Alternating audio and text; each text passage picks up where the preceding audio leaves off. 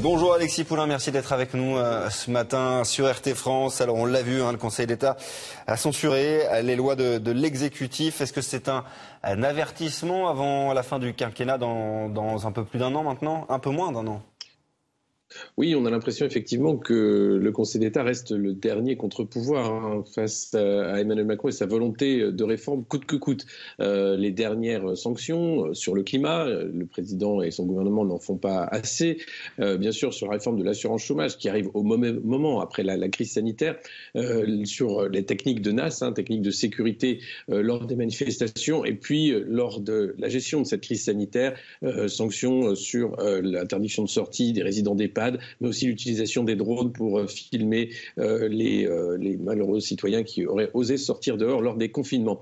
Donc beaucoup de choses qui ont d'ailleurs agacé le chef de l'État, qui aurait dit que ce n'était pas au niveau, que le Conseil d'État était là comme une cour de justice de province, que ce n'était vraiment pas ce qu'il attendait de cette instance. Instance qui, il faut le rappeler, est héritière en quelque sorte des conseils du roi, qui est là pour conseiller justement le chef de l'État, l'exécutif, dans la façon dont il va faire les lois. Donc ça en dit long sur la pratique législative d'Emmanuel Macron et sa façon aussi d'aborder les contre-pouvoirs. Donc je crois qu'il y a là effectivement une volonté de tempérer celle d'Emmanuel Macron, celle de réforme coûte que coûte, en disant qu'il faut peut-être attendre. Et le Conseil d'État d'ailleurs n'est pas entièrement contre la politique du gouvernement, puisque par exemple une association de photojournalistes avait demandé à accéder aux tentes de migrants à Calais lorsque les forces de l'ordre les entaillaient et leur empêchaient d'accéder à ces tentes. Et là, le Conseil d'État n'avait pas accepté cette requête. Donc, c'est un conseil qui travaille et qui sans doute est en train de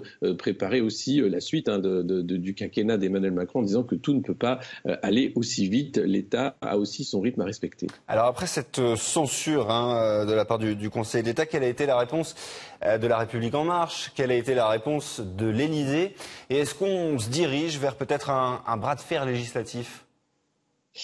Alors, au bras de fer, non, puisque les fonctions sont bien définies dans le cadre de la Constitution. Et puis, il faut dire que la réponse de l'exécutif, c'est plutôt face à ce qu'a fait l'exécutif, notamment la réforme de la fonction publique, la réforme de l'ENA par Emmanuel Macron, ce serait plutôt la réponse du Conseil d'État face à cela. Parce que le nouveau responsable du Conseil d'État, Bruno Lasserre, qui se définit lui-même comme un pape de transition, entre guillemets, elle a jusqu'en janvier et doit réformer cette institution avec de nouvelles règles de recrutement, avec de nouvelles règles aussi de fonctionnement. Et clairement, le Conseil d'État a peur que la réforme des corps d'État voulue par Emmanuel Macron n'amoindrisse bien sûr son rôle de contrôle, de conseil et le rende caduque en quelque sorte. Donc le bras de fer est engagé par Emmanuel Macron dans sa volonté de réforme de la fonction publique, sachant qu'il n'y a pas que le Conseil d'État qui est en ligne de mire. On a aussi d'autres conseils, d'autres instances de contre-pouvoir qui sont là pour sanctionner les politiques publiques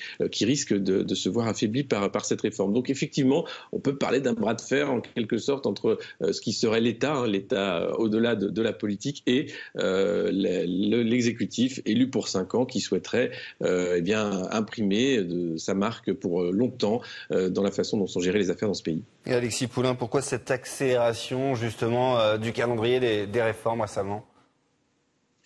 Alors pour Emmanuel Macron, c'est clair, c'est avoir un bilan qu'il va pouvoir défendre pour sa réélection s'il souhaite se représenter pour 2022. On a vu que toutes les réformes s'étaient arrêtées suite à la crise sanitaire du Covid. Donc il veut reprendre. Il est question bien sûr de réengager la réforme de l'assurance chômage, malgré cette sanction par le Conseil d'État qui a simplement donné un avis en disant qu'il fallait attendre, et il donnera un avis plus tard sur la faisabilité ou non de cette réforme. La réforme bien sûr des retraites qui va revenir également.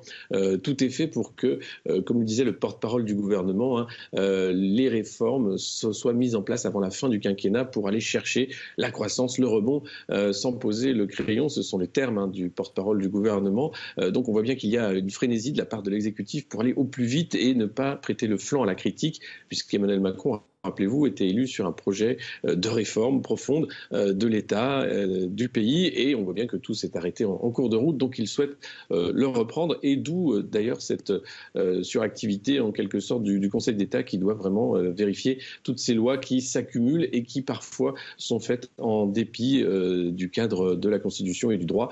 C'est le rôle, encore une fois, de cette institution. Merci beaucoup Alexis Poulain d'avoir été avec nous ce matin sur RT France. Je rappelle que vous êtes notre éditorialiste. Merci beaucoup.